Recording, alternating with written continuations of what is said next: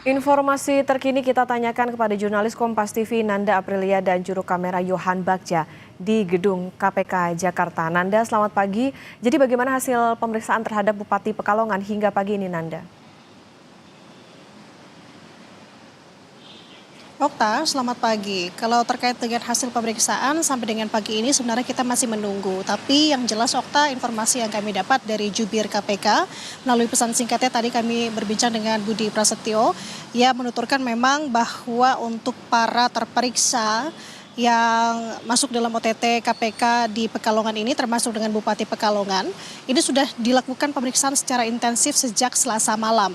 Memang kalau kita melihat bagaimana kemarin ketika para terpihak atau terperiksa ini dibawa dari Pekalongan, yang utamanya lebih dulu sebenarnya KPK melakukan OTT di Selasa malam, kemudian ada sebanyak 3 orang dulu termasuk dengan Bupati Pekalongan, Fadia Arafik berserta dengan orang kepercayaannya dan juga ajudannya dibawa ke Jakarta pada Selasa pagi, kemudian disusul untuk 11 orang.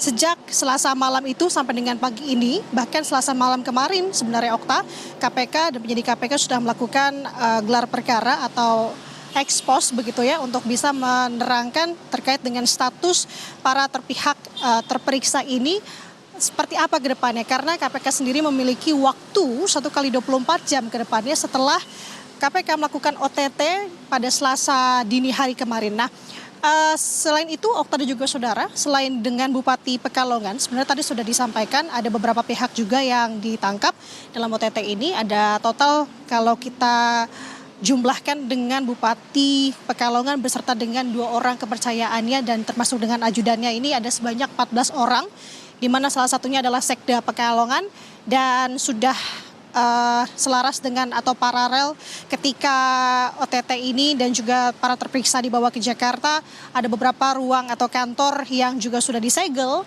artinya sudah tidak ada, sementara tidak ada aktivitas dan di mana gedung-gedung atau kantor-kantor ini dalam pengawasan KPK. Dan selain itu memang sampai dengan saat ini masih minim sekali terkait dengan informasi sebenarnya apa yang menjadi duduk perkara. Tapi setidaknya ihwal ataupun dugaan yang dilayangkan oleh KPK terkait dengan OTT ini adalah dugaan pengadaan barang dan juga jasa outsourcing di lingkup atau ruang pemerintahan di Kabupaten Pekalongan.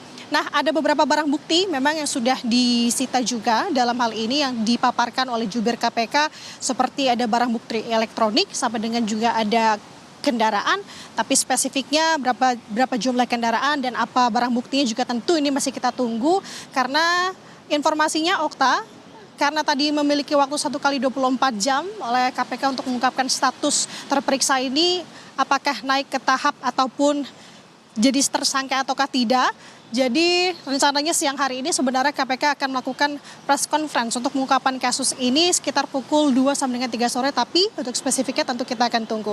Jadi ini akan sama-sama kita nanti sebenarnya apa kronologi sampai dengan duduk perkara kasus ini secara lengkapnya nanti siang akan disampaikan oleh KPK, Okta dan juga saudara. Sementara kembali ke studio. Oke, Nanda, berarti tadi memang artinya sampai dengan saat ini adakah informasi mungkin soal bagaimana berapa kerugiannya, kemudian terkait kasus apa, apakah ini nantinya akan diungkap saat konferensi pers atau sudah ada informasi sebelum itu, Nanda? Betul Okta, ini sebenarnya tampaknya masih secara rapat disimpan terlebih dahulu oleh KPK yang dimana nantinya tentu akan dijabarkan secara spesifik baik itu dari kronologi sampai dengan kerugian dan pasal yang akan menjerat untuk para terperiksa nantinya.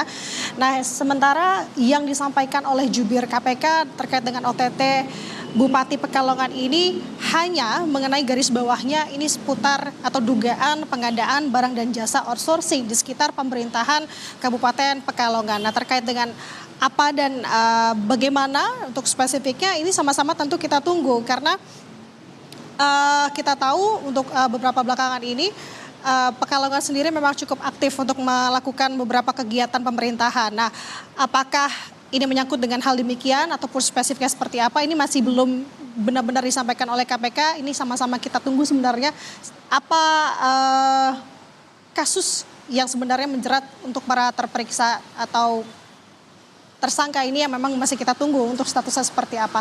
Sementara demikian Okta. Baik, kita tunggu nanti seperti apa rilis yang akan disampaikan oleh pihak KPK nanti siang sekitar jam 2 siang. Terima kasih jurnalis Kompas TV Nanda Aprilia dan juru kamera Yohan Bagja dari Gedung Merah Putih KPK Jakarta. Selamat bertugas kembali.